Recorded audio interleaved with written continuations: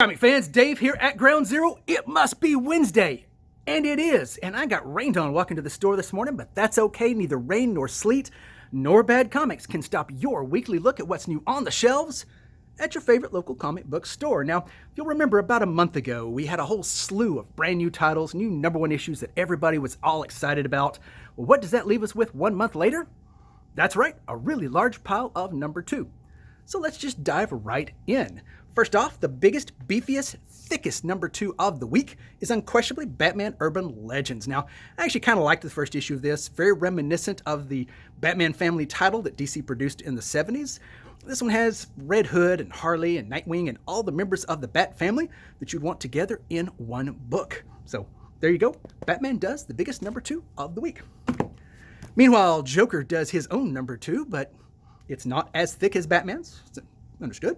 Does have the punchline backup in the back of the story, where backups tend to be. And there we go. Joker's #2. First issue that sold really, really well. I think it was a combination. I mean, everybody was hungry for a Joker book, and the punchline backup absolutely did not hurt at all. So second issue of that on the stands this week. Meanwhile, Marvel looked at DC and said, when it comes to #2, we can outdo you. And they do, producing a trio of #2 this week. First off, we get Nonstop Spider-Man. It did not stop with the first issue, so they do #2 this week. Also, Children of the Atom. Mutants can do #2. Why would we think they not? Either way, it's here. Also, Thor and Loki together in a book called Double Trouble. You get two heroes in one book, and it's the second issue. So there you go, #2. You may be thinking, but what about the independents, Dave? You like independent titles. Can they do #2? Yes, they can. Yes, they can, and they do it very, very well. If you'll remember, I really raved about the first issue of this when it came out. Still raving. I like this book a lot. Definitely not for younger readers, but for mature comic fans looking for something a little different, this is an excellent book to give a try. I managed to get a few more copies of the first issue in, so if you haven't tried it yet and you're looking for something alternative, this is a good one to take a look at. From Boom Comics, we get Grant Morrison's Proctor Valley Road. The first issue of this hit actually kind of quietly without a lot of fanfare. Either way, second issue is on the stands now. Minions. If you're like me, you probably think Minions can't do #2, but you would be wrong. And we get the second issue of Minions Sports this week, so yes, Minions can absolutely do #2.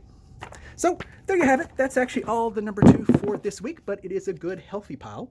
So come in, take a look at your local shop, and dive right in. And if that's more #2 than you want to deal with, you're probably thinking, Dave, do you have, surely there's some #1 you can fling our way. Well, yes, it just so happens that we do. First off, a book that I read last night, Spider-Man Spider's Shadow.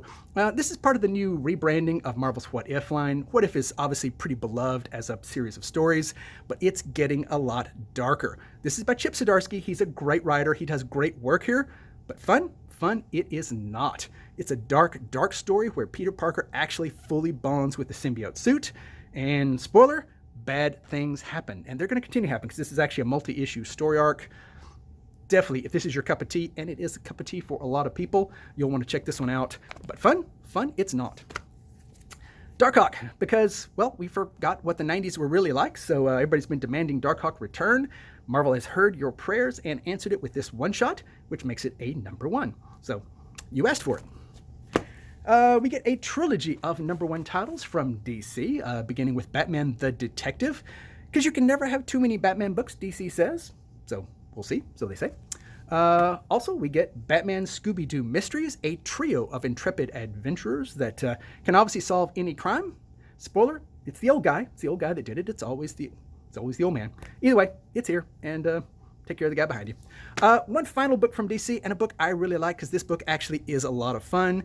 Anytime you get Damian and Jonathan together, you know what you get, and that spells Trouball. Sort of. Trouble. And a ball. Couple of things from Independence. First off, from Image, we get Jules Verne Lighthouse. From David Hine and Brian Haberlin, they do really, really pretty work. Obviously gearing for the sci-fi market, looking for a major motion picture or a really cool special series. Either way, it's here first. It looks really, really pretty. So if you like pretty, definitely book to take a look at. From Aftershock, we get Phantom on the Scan. I don't know anything about this, I haven't read it yet, but it is by Cullen Bunn, so I definitely will take a look. And obviously the artist is auditioning for the next Keanu Reeves book. Either way, it's here, it's on the stands, give it a try. Did save the absolute best for absolute last, because a book I have really been excited about is finally here. Lock and Key and Sandman together in one book. Two great tastes that ought to taste really fabulous together, and they do. I've already read this. It's good. Takes place in the 20s, long before the events of the Lock and Key series, and also about the time of the Doll's House for Sandman. Honestly, every comic fan should have read both of these series. If you haven't, do so now. If you don't want to, you really can pick this series up and just start reading it. It will kind of catch you up and make you want to go back and read those. Either way, it's excellent. It's written by Joe Hill. He does fabulous, excellent work. A must-read. Dave's highest recommendation of the week. Lock and Key and Sandman. Two great taste that continue to be great. Well, this is usually the part of the video where I talk about all the great trades and how much we love trades and how many great trades we have. Not so much this week. We do have some trades in for you, though. First off, Super Sentai Goringer. What can you say? It's Power Rangers before there were Power Rangers. Look, it's very colorful. It's a hardcover manga because it's just that important. And it's on the shelf. There's a lot of guys I know that'll want this, so it's here. I really enjoyed the Epic collections from Marvel. Now we get Submariner, or Submariner if you're of a certain age. Great stories from the old days. This is really when Marvel was doing pretty exciting, innovative work. Just to remind you that once upon a time, they did just that. Either way, it's here, and you'll probably want to add it to your collection. We also get the inevitable new Harley Quinn trade. So, it's Harley Quinn. Harley Quinn fans, take note. Also from DC, the 73rd time they have put together Death in the Family in a book form. This time we get a deluxe hardcover edition just in case there's anybody out there that doesn't already have this material. Honestly, in my opinion, it's a relatively mediocre story, but everybody wants it. It's key. It's an important book, and it's here in hardcover. Honestly, probably the best of the trades this week was this one, Peanuts, Scotland-bound Charlie Brown. Now, it's brand new material, but it's based on sketches and concepts that Charles Schulz prepared before his passing. It manages to be both really contemporary and yet kind of have that timeless charm that Peanuts had. If you're a Peanuts fan, this is an absolute no-brainer. If you're not a Peanuts fan, you still might want to give it a try because it's actually pretty charming work. Honestly, the best of the trades from this week. Well, as always, that's all we're going to talk about this week. There are many more titles to choose from at your local comic book store, but you don't want me to go on forever. So I will just leave you with the usual. It's not about having what you want. It's about wanting what you have. We love you, everybody. Stay safe.